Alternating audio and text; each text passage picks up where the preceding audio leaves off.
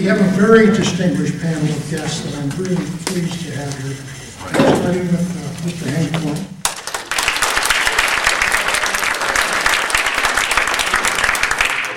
Hank taught from 1951 through 1986 in our school district.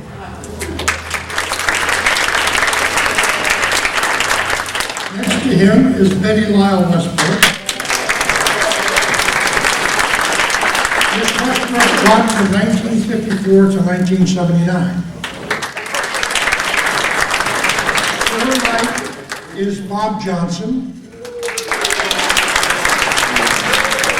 Bob taught at the school district from 1953 to 1987.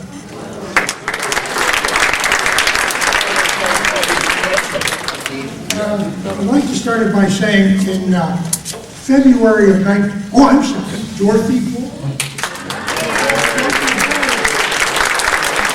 Mrs. Boyd from the office. I mean, I didn't go to Culver, but I know Mrs. Boyd. That's the one I didn't bring up. Sorry,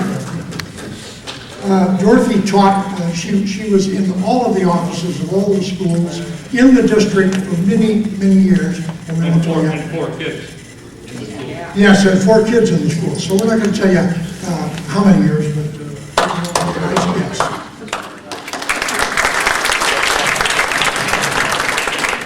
Anyway, back in February of 1949, I graduated in a class from Culver Grammar, which is now Linwood E. Howe.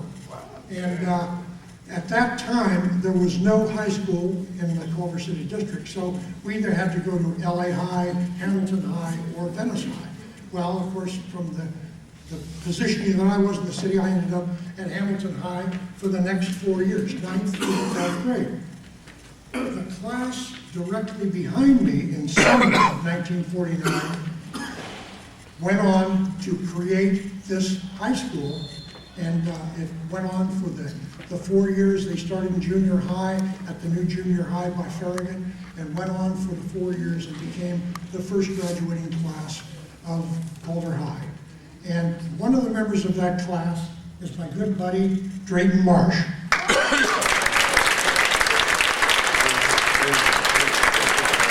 I'll turn this over to Drayton, and we're going to have a little slide presentation for you, and at the end of the presentation, we're going to have some Q&A and some talks with our guests, and go from there. Oh, one other thing. The tickets that you've got is for Julie's book, Julie Lewis-Harris' book, Culver City Chronicles, and there's a terrific section in there on the school district. And that will be given away free at the end of the meeting. Thank you, Dennis. It's really a pleasure to be here. It's sort of unusual that 61 years ago last month I was right over there in that auditorium graduating. After that many years, I hope that we've got everything correct here. Since I'm sort of a transplant to Culver City, I thought everybody would say, well, how would he know anything about Culver City? And I'm very fortunate to be a friend of a person that moved here when they were 4 years old, moved to Picture Way, and there was no asphalt on the road. It was all dirt, and there was an army base up in the Baldwin Hills. And that's my wife, Bob.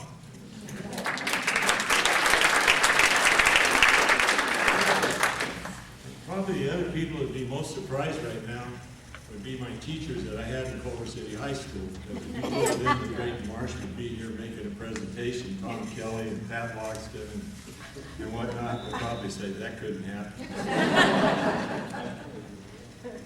Yeah. Well, anyway, we've got a presentation. Are you ready, Dennis? Whenever you're ready, Rick. Okay. September 1949, Culver City Junior High opened.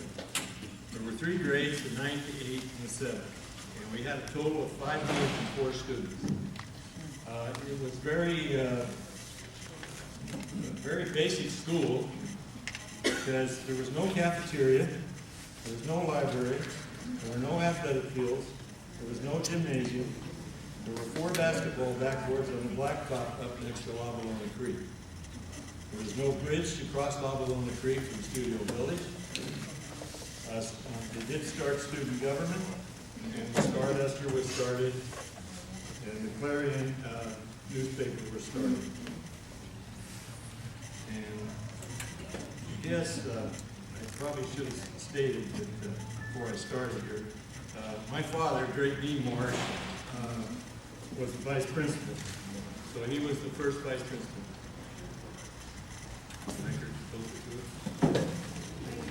How's that? Okay.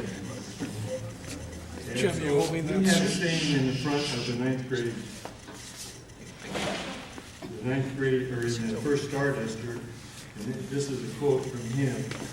We have just completed our first year for the Culver City Junior High, a year that all of us will always remember, because no one will ever again have the kind of experience we had this year. In spite of the difficulties in which we opened our new school, the students and teachers have been swell sports about it. Well, there was one thing that was really new when we all came to Culver Junior High School. Most everybody had blackboards in their school. We did. We had green boards. And that was really good. That was a big shot. In fact, talking to one of my classmates during preparation for this, that was one of the first things that always came up. So I think it was also in the junior high school that we didn't have a bell system. The teachers walked out in the hall and blew a whistle. So those are some of the funny things of being in a new school. There just wasn't much going on. We had our PE classes were in full dress. There was no gymnasium, and we didn't get any of those activities. Our first principal was Stanley Williams.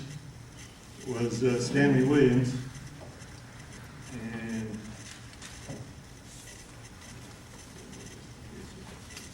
he was the principal for the junior high from 1949 to 1950. And 1950-51, he was principal of the junior high and the senior high, because there was only the 10th grade that year. In 1951-52, he was principal of he would be the first principal of the high school. In 1952, he left Culver City for a position at Long Beach State, where he was the head of the Educational Administration Program.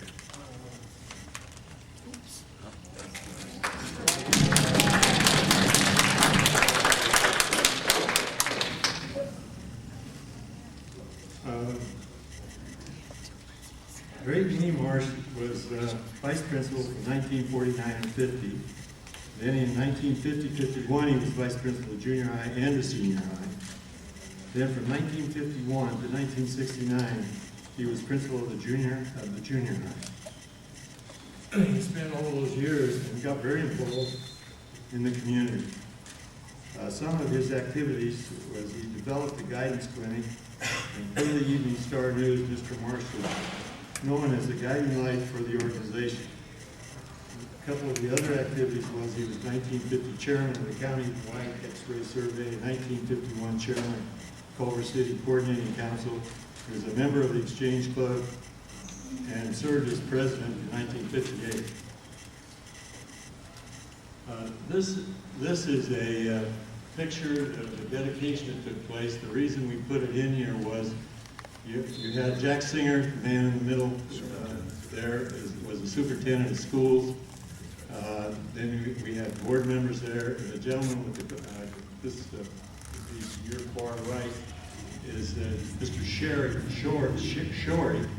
He was connected with MGM Studios, and that was just to sort of illustrate that the community got involved in the school system at an early time. In September of 1950, Culver City High School opened. We had a 10th grade, a 9th grade, 7th grade, and 8th grade, and we had a total of 740 students. We were in 2 different locations. There has been some discretion as when we actually opened the high school. And going through some things that were sent to me at one time back in 2001, Julie here had done an article and it said that Culver City High School opened its doors in January 1951. And I couldn't remember opening it in January 1951. I thought I went to school there in September of 1950. And so I checked around with some former classmates, and they all said the same thing, because if we didn't go to the high school, where would we have gone? There wasn't anybody going to take us in the junior high. So the best we could find out was that the high school actually opened in September of 1950. We still had the whistles and other things. We had the same administration. The new high school had the same problems as the junior high. Still had no cafeteria, no library. PE classes for the senior high were held at the junior high. Athletic team facilities were at the junior high. There was not a football field. Practices were held at Lindbergh Park. And there wasn't a gymnasium for the high school, and it was not available until the fall of 1953. So the first class that went to school there never had a gymnasium or athletic facilities. They were all at the junior high. And well, this is sort of a funny story. We had a nutrition period when we got to the new high school. The only problem was we didn't have a cafeteria. We didn't have and there was a lot of construction going on. And so some of our guys, more aggressive guys, found out that this, in the newer days we called them roach wagons, but they were really catering wagons. And they were stopping out and where all the building was going on. So here all of a sudden you had all these guys darting out at the nutrition period to this catering truck. Well, the school didn't want us out there, and I'm sure the construction people didn't want us out there. So they made arrangements to park the catering truck on Linda Avenue, right out in front of the administration building. And so when the nutrition period came, everybody needed out to the truck. And I think as the school got a little bigger, because we never did, the class of 53 never did see a cafeteria or a snack bar or a library or any of those things. I think they ended up with 2 catering trucks to handle the deal, to buy the donuts and the chocolate milk.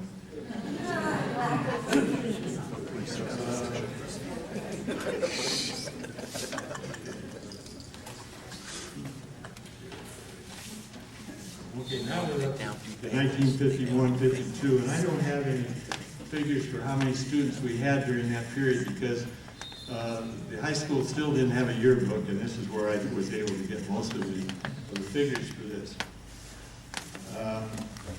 But that was the year the students voted to name the Centaur.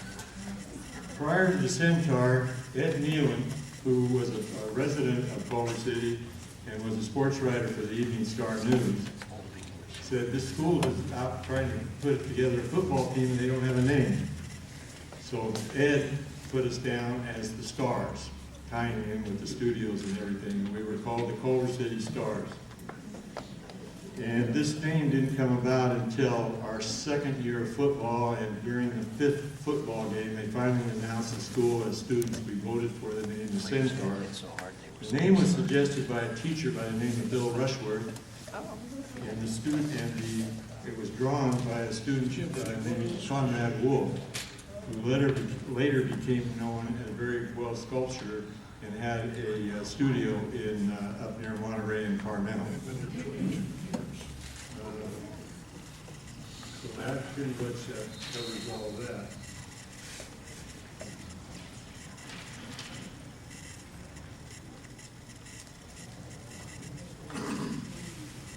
Okay, in September 1952, we opened with all 3 classes. We were now a full high school for the 10th, 11th grade, and we had 560 students. And we finally had a yearbook, so I was able to get those numbers out of there. We also opened with a new principal by the name of John Plank. I'm sure many of you knew him and remember him. I don't know too much about where John went after high school because I wasn't around here. I do know that at my father's retirement party, he was listed as a superintendent of schools in San Rafael. And after that, I don't know. Yes, John ended up as headmaster at a private school in Singapore. Wow. And he died of Alzheimer's. Sorry to hear that. A great. I know he and my dad were very close.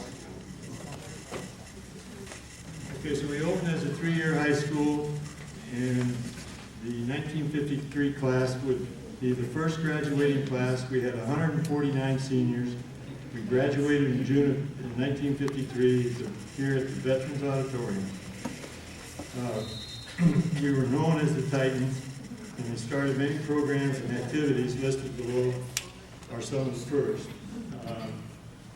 We were the first senior class, the first graduating class. We had the first school newspaper, the Centurion. We had the first high school yearbook, the Olympian. We had the first Pioneer League sportsmanship trophy. We had the first football, basketball, baseball, and track teams, and our first football and baseball field. So along with that, we had the first Pioneer League championship basketball team in 1952-53. We had the first all-CIF basketball team. Bill Boldebuck was the player of the year. We had the first Scholastic Sports Association SSA football player of the year, and humbly I accepted that award. We also had the first band, first glee club, the first key club. I got all this out of the Olympian, so the first Hick Parade, the first Science Fair, the first Epsilon, and the first spring play, Cruise of Death. And I think there's a picture coming up right here. This is a picture of 34 of our graduates that went to school together between kindergarten and 12th grade. 34 out of the 149 students we had in our graduating class were together all the way through. 34 of them were all together through kindergarten. Another interesting point. Notice how differently they girls wore skirts then. Yeah, it's pretty hard today. Sometimes they cover their cheeks. I picked this up late after I got a lot of the presentation put together, but because of not having a gymnasium and none of the other facilities, that this year, of the class of 52, class of 53, we started double assemblies. And we would have 2 assemblies to handle the whole school, and they would go over to Farragut and use the auditorium in Farragut, and we'd do that in 2 sections. And then towards the end of the year, the end of that graduating year, we would come to the vets. Now, could you imagine today letting all the students out of school to walk on their own from the school up here to the vets? We did. And, so we went from there. Where are we?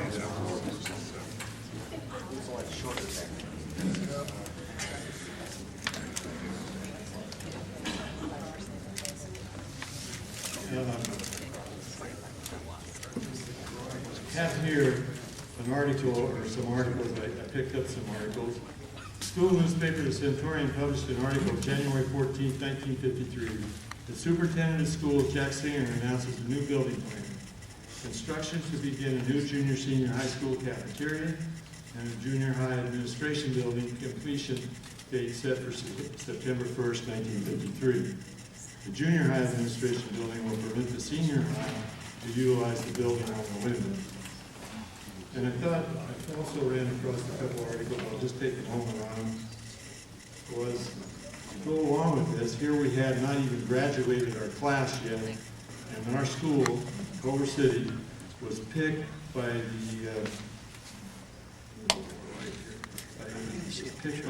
representative of the education community, and they picked 14 schools in LA County, and Culver City, Santa Monica, and Rosemead were the only schools picked out of the 14 in Southern California. And here we hadn't even graduated the class yet. And the reason that they, can I get a little more light over there, please? I don't think it was separate.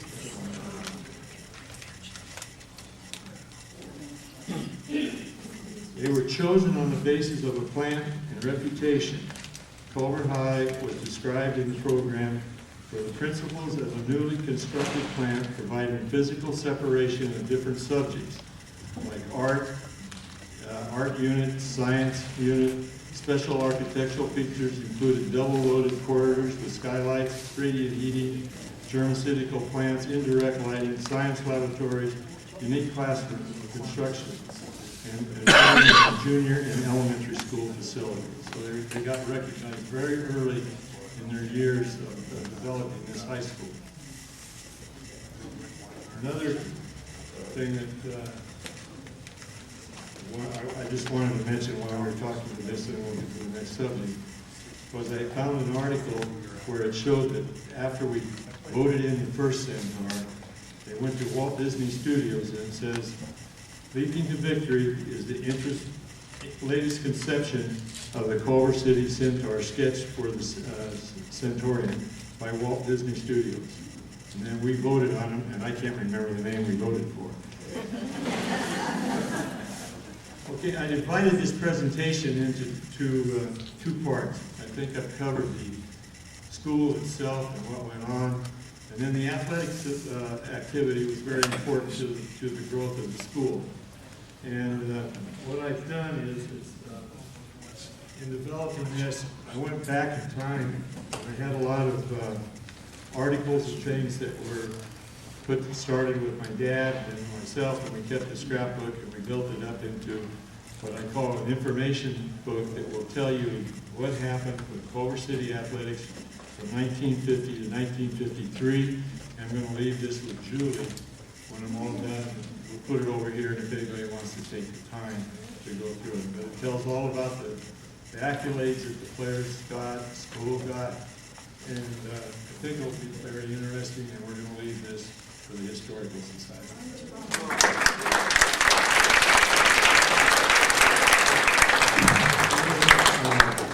Sort of read here for a minute, because what I'm going to read to you is what is in the beginning of this book, and I think it explains how the book was put together. The beginning of Culver City High School athletics. September 1950 was the opening of the Culver City High School, and the school's athletic program began at the same time.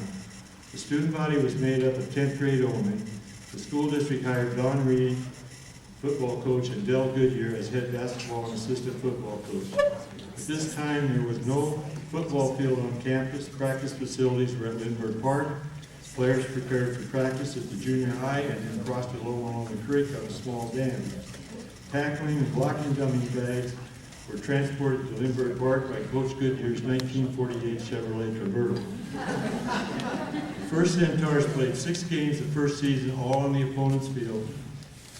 The new high school did not have a gym or locker room facilities for the new athletic teams that had to use the new junior high facilities. The dressing room facilities was converted to corrective physical education room. Special pegs were placed throughout the room to hang uniforms. The first basketball team practiced and played their home games in the junior high gym. Beginning in 1951, the basketball team practiced in the junior high gym and played their home games at Veteran Auditorium. The following pages, this will be in the book, show how Culver City varsity program began and developed into a competitive varsity program by the time the first class graduated in June of 1953. In the book I wrote, it is possible that some of the material due to age might be hard to read and some articles could be missing. And this came right out of the binder, so if anybody, that'll be the first page right here. Okay, now we've got the, I just did a brief recap of what we did. Our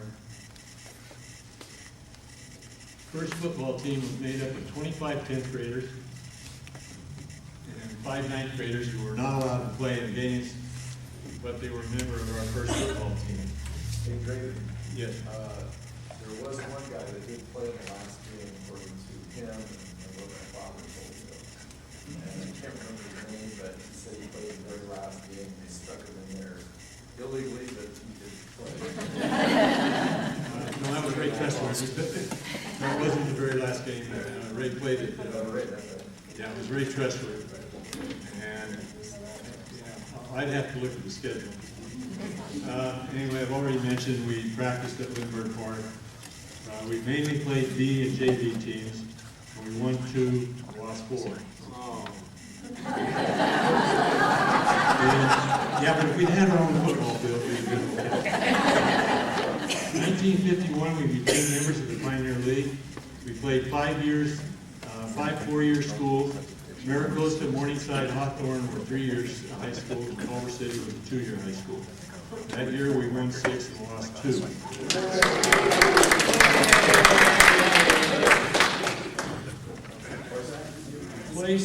We placed third in the Pioneer League, and Larry Slago, our tackle, was the first Culver City High School player to be first team All Pioneer League. 6 of our players were named to the second team. In 1952, we played 6 four-year schools and 2 three-year schools. We won 4 and lost 3 and tied 1. 2 of our losses were to Redondo, which was in the Bay League, in which I don't know anything about the leagues anymore, but the Bay League at that time was one of the main powers in Southern California. In St. Augustine down in San Diego, we lost by 1 point, and that was a big Catholic high school down in San Diego. We placed second in the Pioneer League. We lost to Maricosta in the championship game, which was more known as the Mud Game. And Culver City placed 6 players on the All Pioneer League first team with Larry Slago on both the offense and defense. And there's our recap. So for 3 years, we won 12, lost 9, and tied 1. And we had a good time doing it, and there was a lot of good camaraderie. Coach Del Goodyear was our first basketball coach, and I forgot to mention that Don Reed was our first head football coach. The senior high, the 10th grade team, and the junior high 9th grade team, we participated together so that when we traveled, if we played a B team, the 9th grade team would play a C team. And so we actually, the 9th grade functioned as a high school team, because they went with us. That was the only way we could have 2 teams to take to the games.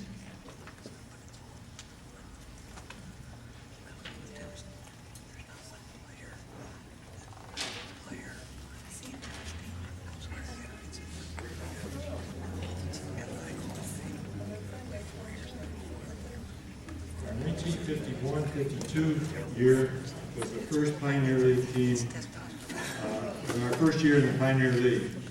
We practiced at the junior high, played our games as vets, as I previously said, and we won 11 and lost 6.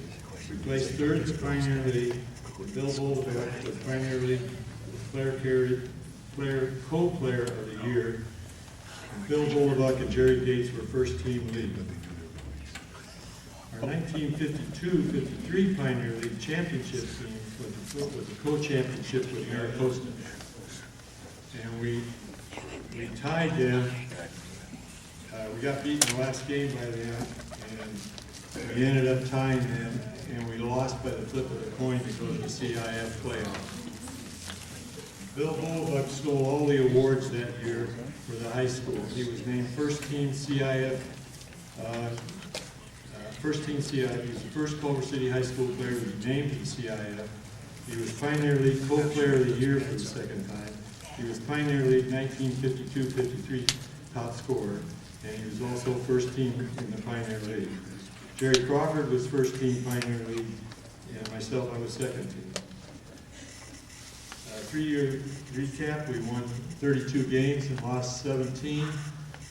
Probably one of the better stories of this is that we did finally beat a Bay League team, which was quite a feat. And there's a really sort of a unique story to it. In 2003, we had the classes of 53, 54 had our 50th year reunion. And some of us got together and said, there's got to be something done here for Coach Goodyear. So we all got together, and we got together with Jerry Shabala of the school district, and we arranged to have the gymnasium named for Del Goodyear. And in one of the processes of doing this, we had to come down, we had to have a meeting with the school board, and the people that were putting it together, we needed to be there. And Coach wasn't in his best at this time. This is towards his decline. So I came down from Fresno, and one day I got here a little bit early. So I hadn't been in this building for a long time, so I came through and walked through the building, of course, with the And so we went to the meeting that night, and I said, hey, Coach, I went down to the gym. I said, oh, it doesn't look any different when we played there. And he says, yep. He said, we won a lot of games there. I said, yeah, and there was a pause. He said, you remember when we beat Santa Monica there? And I said, yeah, that was a good game. That's our first one.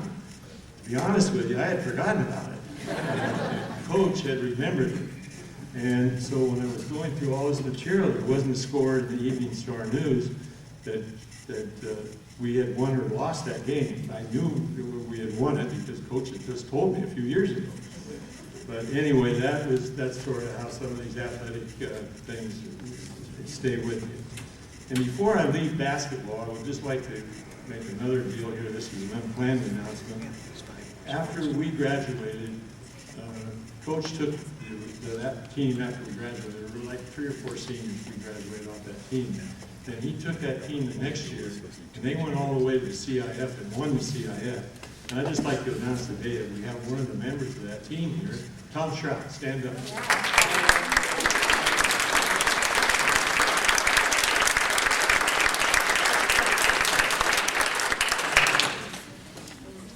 Okay, Culver City's first track team. This was a real circus for a while. This was the first team. Spring of '52, we introduced our 3rd varsity sport. The team was made up of 10th and 11th graders, some 9th graders for B and C competition. The Culver City High School track was built in 1951 along the football field, and Del Goodyear was our first track coach. And the team participated in the Pioneer League. And for some reason, I don't have a lot of information on it. And I noticed I went through, Barbara Brophy has a book over here, and I went through it very quickly, and she had the same comment. She didn't have very many articles, so whether the Evening Star News covered this or they didn't, but anyway, there wasn't. But I think the highlight of the year was the team finished 2nd in the Pioneer League in our first year. And the finals were at Bellflower, and Bellflower was already a 4-year high school. And at this time, we were only a 2-year high school. And we competed and got 2nd place in the league. And 3 members, 3 varsity members and 2 B members qualified for the CIF preliminary in Compton for the Culver City High School. And that was the first for Culver City High School that they'd ever qualified anybody for those events. And there's another little side story here. If you remember in the first part, I told the tackling dummies and the blocking dummies were all taken over to the football Lindbergh Park in Coach Goodyear's 1948 Chevy convertible with the top hat. And it came time to go to this track meet, and none of us knew what the heck we were doing. Where was this quarterfinals that we were supposed to go to? We didn't know anything really about track because we hadn't had enough time to learn. And so it came time to go, and Coach says, be down here at the gym at such and such time. We're going to Compton on Saturday. So we piled into the 1948 Chevrolet convertible, all 5 of us, with Bobby Sutton's pole vaulting pole sticking out the back. And so Coach Goodyear's convertible was very convenient for the beginning of this high school. Okay, and the last sport to come into Culver City was the baseball team. And I think if you look at those uniforms, they had a star on them. The only thing any of us could ever figure out was somebody had planned to had ordered those uniforms when Ed Nealon was still calling us the Stars. But they never got around to putting on a baseball team until our final year in 1953. Again, there's not a lot of information available. The key thing, I talked to John Ulrich, who was a member of that team. And again, we competed in the Pioneer League. They won 8 out of their 10 practice games. The key practice game was the tie with UCLA freshman team. And the only reason we could figure out over the reason it was a tie is because the coaches says we're only going to play so many innings and then we're going home. And that's the only reason we had to get out of Johnny. And but the highlight of the season was that even though we'd only been playing baseball here for 1 year, the team ended up and played for the championship. And Dave Hine was our star pitcher, and he pitched a no-hitter, and the team lost 1-0. And Centaur John Ulrich got the only hit of the game. So they ended up tied for second place with Belfast. And one of the ironic things of this would be that Dave Hines went on to a lot of success at Santa Monica City College, and then he went to the University of Southern California. And the best that we can find out, we think he's the first athlete in Culver City High School to receive a scholarship to USC.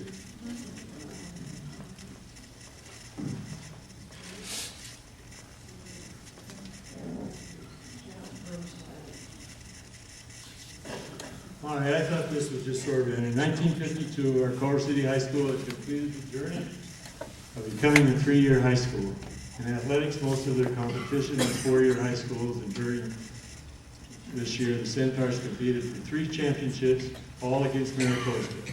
In this competition, Culver City High Schools achieved the co-championship in basketball, second place in football and baseball. The enrollment of these 2 schools was very different. Maricosta was a 4-year school with 1,326 students. Culver City High School was a 3-year school with 560 students. And the interesting part about this was Mr. Ferris, the current principal here, got me in touch with Mr. Drummond, who turned out to be a graduate of Culver City High School in 1985. And he got me the information on Maricosta High School.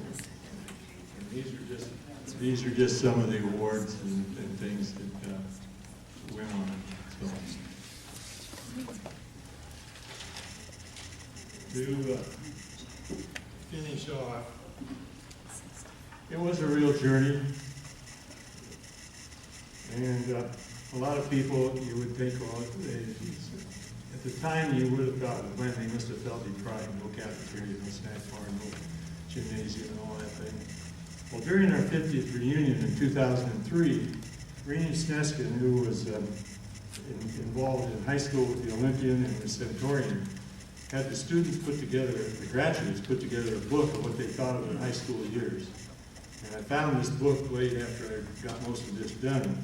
And I did scan through it, and I never found a negative of anybody ever complaining about what went on in our high school in those 3 years.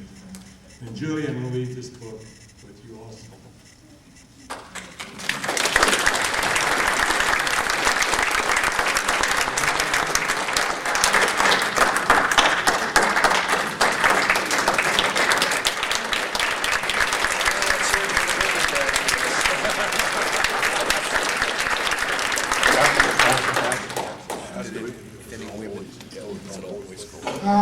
Now I'd like to get to our learned panel here, and I'll start with Hank Blunt.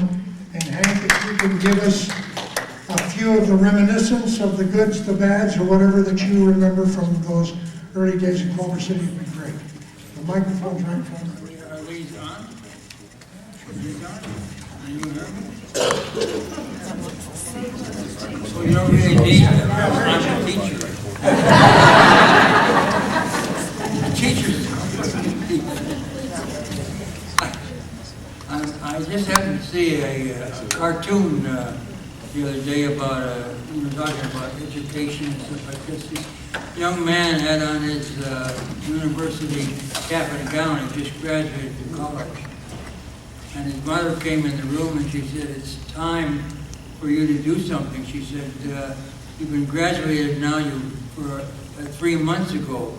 So you have to get up and take off your cap and gown and run and get done." These are the kind of jobs that are available. And not the Culver City High students. I do want to comment, first of all, that we had a wonderful administration. I was part of it. And Lou Tallman, who was the guy that hired everybody, we hired a lot of veterans. A lot of veterans were hired as teachers, myself as one, and practically everybody that was there were excellent teachers. We happened to have the top, he talked about athletic programs and stuff like that, how wonderful they were, and they were. But we had top-notch people as faculty and staff. They were really great, really the very best. Candace here down here knows who was one of them.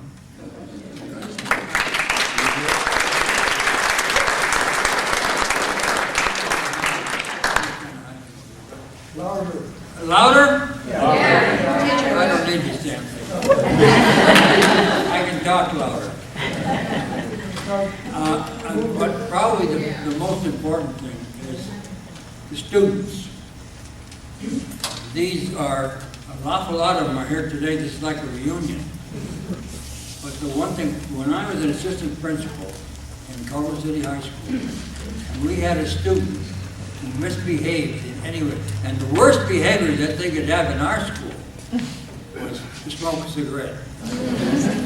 That was bad. Or for girls to wear short skirts. That was good.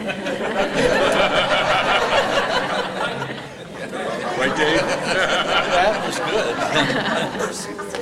It's all from your point of view. The girls know what they would do. They would wear their skirts long during the day, and then they would, when they would get to school, they would roll them up. Teachers would send them up to me. On their way up to me, they would roll them down. I'll tell you, this community is the greatest community, and I assume they still are. I haven't been here for long, but they still are. The worst thing I could do to a kid, to punish him, if he did something wrong, was to say, I'm going to call your mother. And if I called the mother, she would say, okay, Mr. Blunt, thank you, I'll take care of it. And I knew it was going to be taken care of. I didn't have to call mothers very often. I had over in the corner of my office a great big pattern called the Enforcer. I had holes drilled in it, so it wouldn't hurt too much when I never used it. I taught in Culver City for 35 years, 1951. And I want to tell you, they talk about these athletic teams. I was a coach at one time. I learned better. I learned too late, I should say. Drayton Marsh was principal. We had our faculty meeting, and he said, has anybody in here ever played football? And like an idiot, I raised my hand. He said, okay, you're coach. And I coached the football team. Now, don't laugh, because I love those kids, and I played with them. I was only 24 years old. And we had a perfect season. Perfect. We didn't win one game. We only coached for one season. However, but I'll tell you, we're talking about a wonderful community. We had to put up tax requirements every now and then, people to vote for increases in taxes. But this community always approved them, always. Wonderful people, wonderful school. Look at some of them. This is like a reunion. I was very, very pleased because they met such wonderful kids. Just look at them right here. I was very surprised to find out one of Dennis's, his wife, Willie Maxims, was one of my students. I taught for 35 years, and one day in my classroom, I had a full class full of kids, and this girl says her name was, I forgot her name. But I said, oh yeah, I taught your mother. She said, no, Mr. Blunt, that was my grandmother.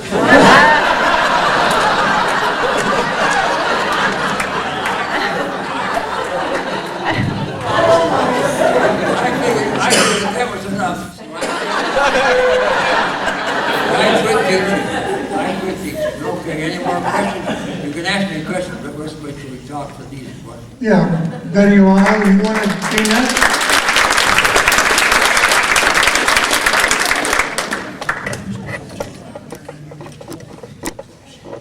You really have a lot of antiques up here tonight.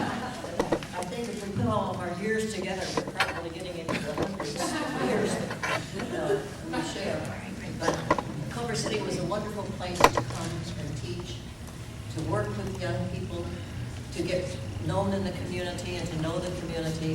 And I think all of us feel that we had a marvelous experience in working here, and I think it's because of the kind of community that Culver City is.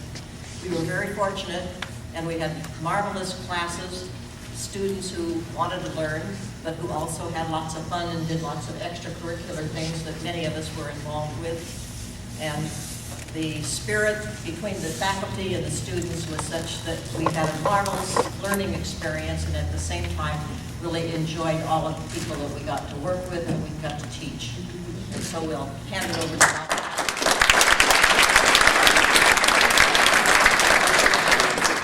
This lady here, I have one word to characterize her, and that is omnicompetent. The most competent person I've ever known in my life. To add to what Hank and Lyle said about the community and all, every morning that I taught here, and I taught here for 34 years, when I woke up in the morning, I never said, oh hell, I've got to go to work. It was a pleasure, because the whole ambiance here was just wonderful. Great kids, and a wonderful faculty, and of course, tremendous parental support.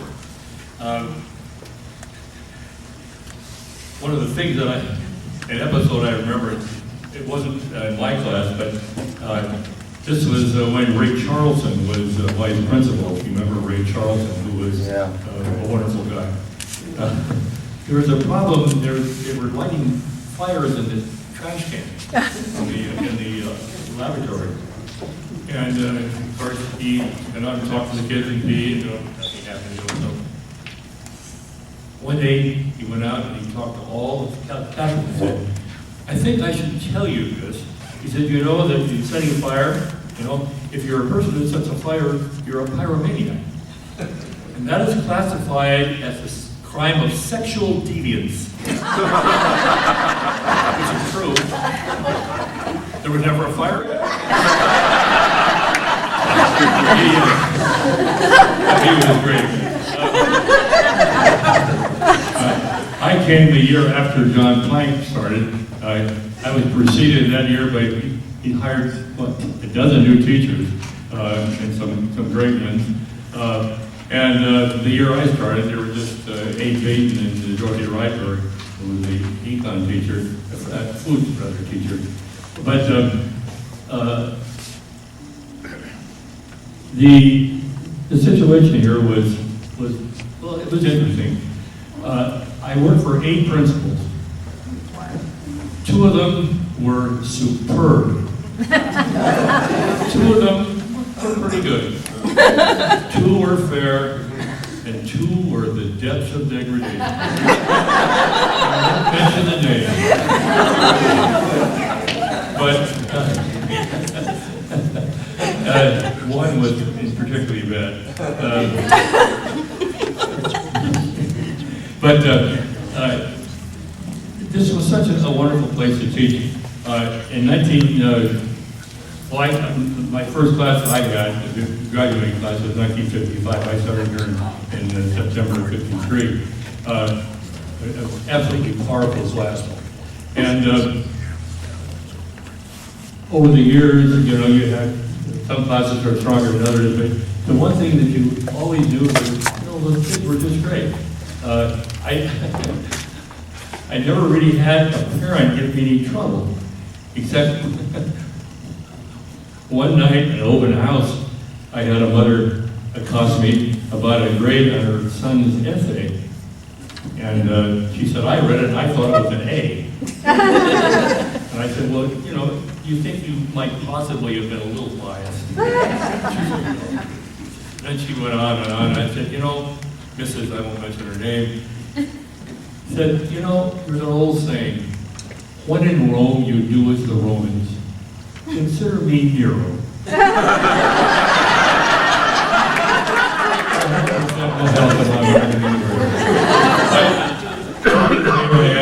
had his brother, and we got along great.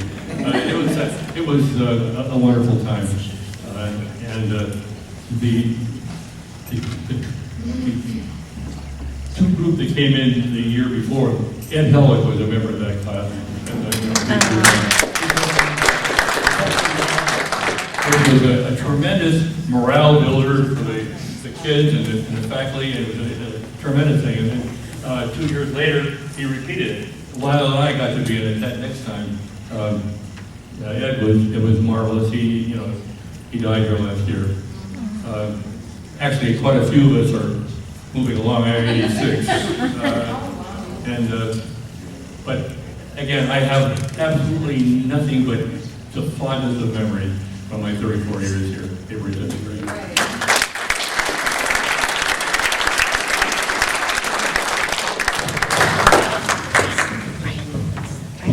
Well, I don't really know why I'm here, but it's all Hope Harry. It's all Hope Harry's fault. Anyway, I came to the high school in '65 and worked for Pat Osborne for 1 year, and then she moved into the guidance office as a counselor. And Jack Garner, who was the former track coach, came and was assistant principal in charge of student activities. And he had a wonderful, Jack was a really great guy. And when he retired, they were going to move my office to the attendance office. And I thought, I don't want to go there. So I retired too, and I was 65 years old. That was fun. But a couple things I remember. One young student, a male student, came in and wanted to use the telephone, my telephone. And I said, what's the magic word? He said, 310.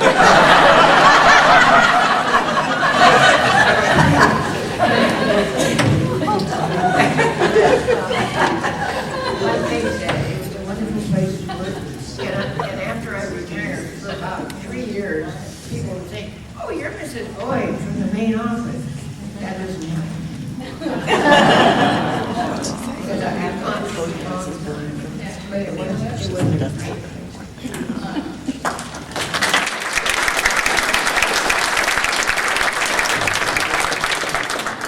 Tell me it's still a great place to work, from what I understand. Still a pretty good school. And we're having a reunion of the class of 1964 this Saturday, so I'm looking forward to that. I've only missed one. I missed the class of 57. They were meeting in Ukaipa. But I made all the rest of them, and it's so nice when you go to these reunions. Everybody, they're so appreciative about their education. And I had a funny experience. I had a boy, and I'll mention his name because his name was Jim Vogt. And Jim and I didn't see eye to eye politically when he was in school. And I went to, actually it was a celebration of one of the teachers. I think it was Ed Helwig or something they held. And I went there, and here comes Jim with a term paper that I and I thought, oh my God, this kid has held this again. And he came up and he put it down, and I looked at it and I thumbed it up. And I had probably written in more red than he had written in. I thought, gulp. And he said, that woke me up. He said, you were right. I did a crappy job, and I got on my high horse and I went off. He became a lawyer and doing very well. And it was very nice. But when he came up, that paper, my God, he never got it. Mr. Johnson mentioned he doesn't know how the high school is now. And so in order to find out how it is, I'd like to take the pleasure of presenting Mr. Dylan Ferris, who's the current principal of Culver High School.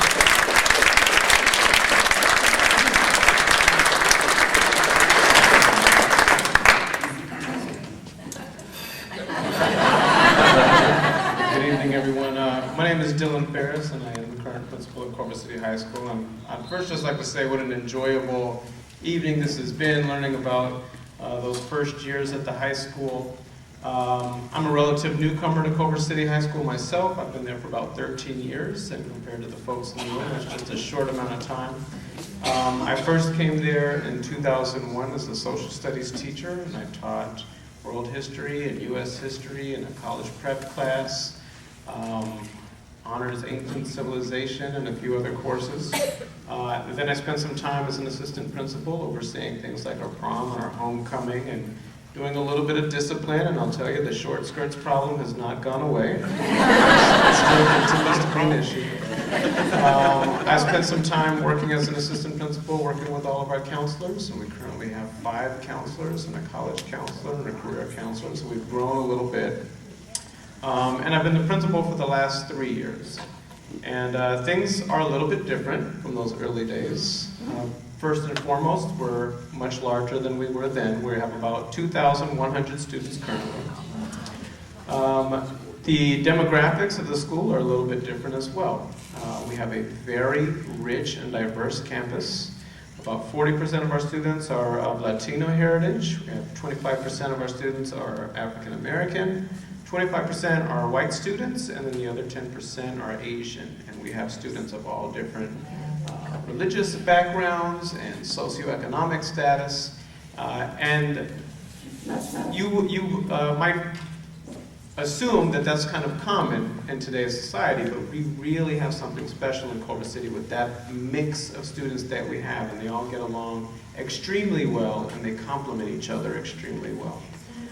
We have over 80 teachers at the high school now, and we still continue to have a wonderful complement of teachers. We pride ourselves as one of the strongest high schools academically in Southern California, and we receive some accolades to that effect.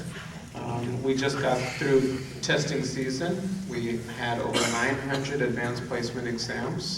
Over 500 of our students, so almost 25% of our students, are taking advanced placement college level courses. Another thing that we're extremely proud of at Culver City High School. The facility doesn't look a whole lot different. We still have the same buildings, and it's part of the charm of Culver City. That it's still, hopefully many of you will be there Friday, we're going to be doing a tour for the class reunion. And we'll walk through some of those same classrooms, and you'll get to see the hallways and some of the facilities. We've grown a little bit. We have a few new buildings. About every 25 years or so, we go through a process of adding and renovating, and we're actually in one of those phases right now. And I'd like to take every moment possible to thank the community for supporting us, and Measure CC is going to be a great contribution towards us once again renovating and renewing our campus. So we have a lot of work planned, and I think we're going to be under construction for some time. Part of that is renovating some of those athletic fields. Hopefully some of you have got a chance to see our most recent renovations. We had new AstroTurf put on the football field. And if you haven't had a chance to do that or take a look at that, again, Friday we'll get out there on the turf. Bring your footballs with you. Our athletic program has grown. We have over 23 sports represented now at the high school. I'm proud to tell you that in the past 3 years, just coincidentally during the time that I've been the principal, we've had 3 teams go to CIF finals. Our football team went to CIF finals 3 years ago, and in the past 2 years, our girls basketball team, which is the pride of Culver City, has gone to CIF finals, and we finally took home a championship this year.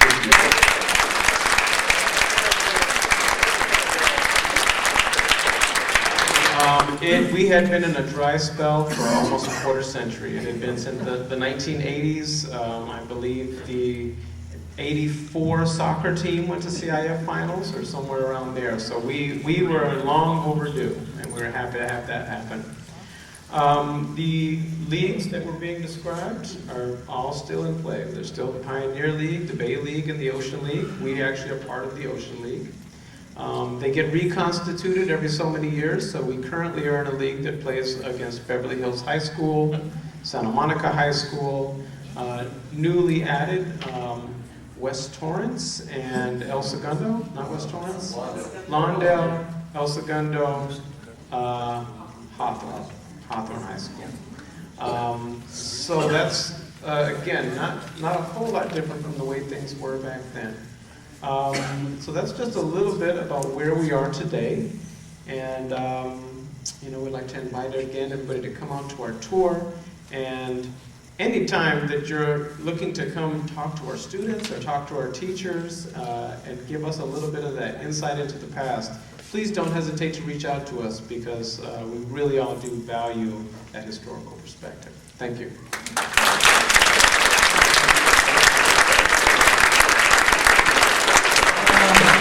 I've been authorized by the first graduating class of Culver High, of which I'm not a member, to present to Mr. Dylan Ferris and the high school our centaur in the case. That they can keep it for the children at the high school.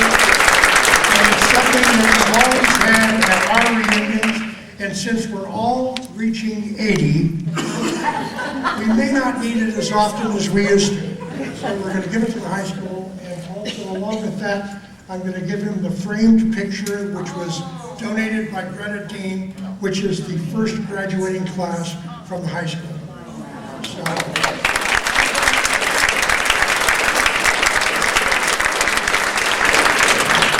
we have time for a few quick questions. If anybody wants to ask this distinguished panel any questions. Actually, I didn't have a question so much as I thought I'd make a remark real quickly. When I go to my class reunions, and I'm a graduate from 1960, our teachers have always come to our reunions that they make. And it's always so exciting and so much fun to talk and visit and catch up with them. And when my sons, who all graduated from SAMO, had their class reunions, I said, oh, you're going to love it. It's fabulous. Your teachers will all be there. You'll catch up on news. You'll see all your old friends. Well, they came back and they said to me, I don't know what you're talking about. Not one teacher came to any of my kids' reunions, not one. For our 50th class reunion, we needed a photographer, and my son and daughter-in-law offered to do the photography. So they came to my class reunion. And my son, at 4 o'clock in the morning, after downloading all the pictures onto a computer, said to me, Mom, I get it! This is amazing! You have all your friends, your teachers. This was so exciting. I got to sit and talk to your teachers and learn what you did in high school and see pictures and meet everybody. And so we're really, really lucky that our teachers come and renew those friendships year after year at our class reunions.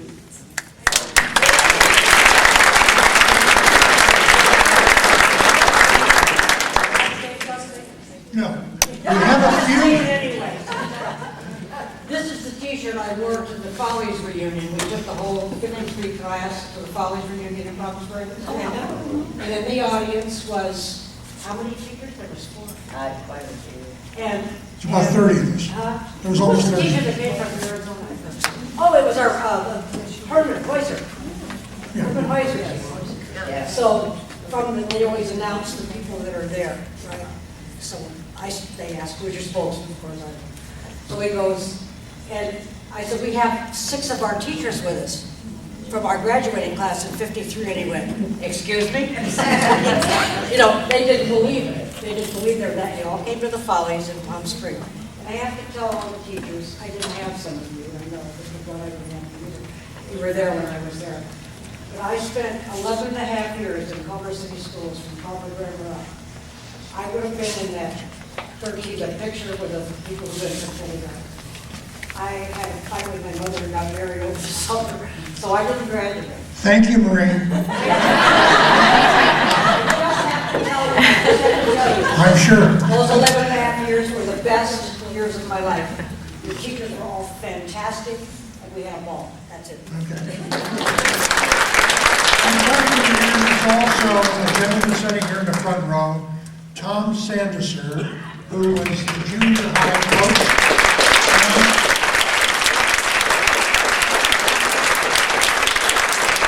There's another teacher in the row behind him, Mrs. Goldberg, right?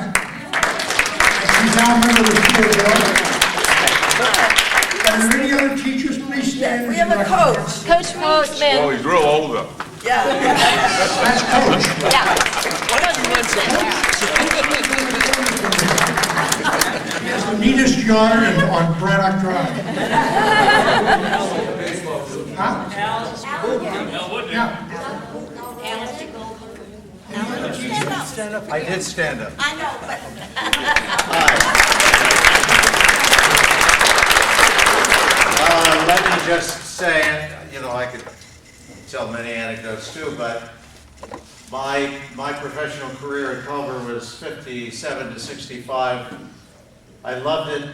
I loved everything about it. I still love it. I went on to a college level after that. Nothing compared to this fabulous community.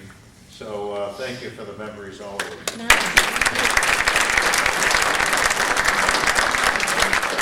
I just wanted Mr. Blunt to know that he was my favorite teacher. My favorite student. We have that on videotape. For bookkeeping, and I love bookkeeping, and I ended up being an accountant. A good one, too. I graduated first class, 53. I have 4 children that graduated from Culver High, 2 granddaughters, and I have a great-grandson that started at Linwood High.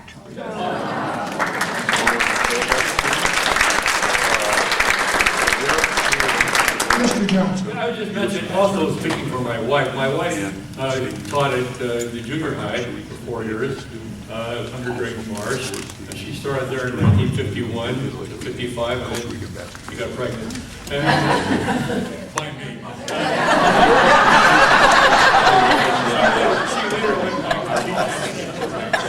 We didn't like the teacher, but she had a wonderful teaching experience, and Drayton Marsh was just a marvelous principal, and she has just as fond of memories as I have. Thank you.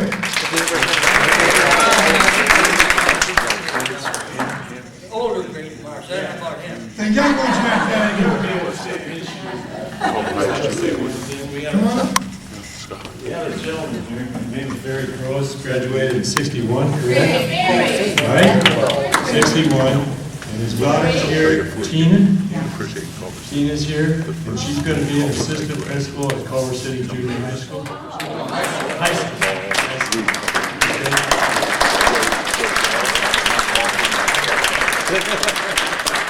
I was going through a box of stuff that was given to me by the school district in cataloging it, and I came across some information. The La Bolona School District, September 1866, 160 students. January 1949, Culver City Unified School District was formed, effective 7/1/49. 9 schools in the district. The 49-year budget was $564,000, believe that. The budget in 1953, when the first graduating class went out, was $1,600,000 and growing. The attendance in 1949 in the school district was 2425. In 1953, it was 5,065. So those are some figures that will be in the archives once we get all this stuff cataloged and put in. Does anybody else have any questions or anything? Mr. Blossom. I want to thank Dennis for gathering all this stuff.